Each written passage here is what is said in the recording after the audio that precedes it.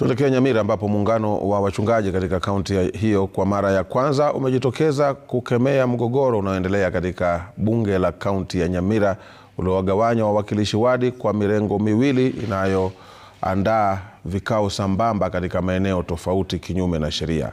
Walikuwa wakizungumza huko Kibirigo walipokongamana kwa maombi. Wachungaji hao kutoka madhehebu mbalimbali wakiongozwa na mwenyekiti wao Askofu Charles Agwata wamesema mgogoro huo umesababisha kukwama kwa maendeleo.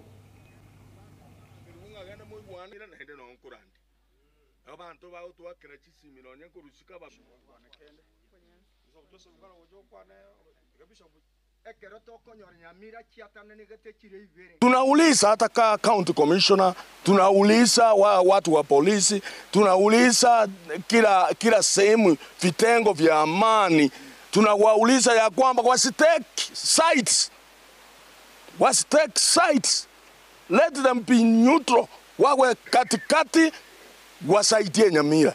Tulikuja pamoja tuwaombe, na kwa sababu walikataa kucha, sisi kama viongozi tuliweza kuomba kama ilivyo kawaida, hiyo ni kazi yetu, tuliwaombea na tukawaacha mikononi mwa Bwana. Kwa hivyo tunawasihi viongozi wote wa Nyamira, mkuje pamoja, mtii Mungu, mshikane mikono na muita wa wachungaji pia waombe muende mbele. Even katika makanisani mwetu inaweza kuwa imetuadhiri. Hata ule mama mboga mwenye anauza, hata mwenye bodaboda, naye imemwadhiri katika hii kaunti ya Nyamira kwa sababu kuna ile kukwama kwa maendeleo.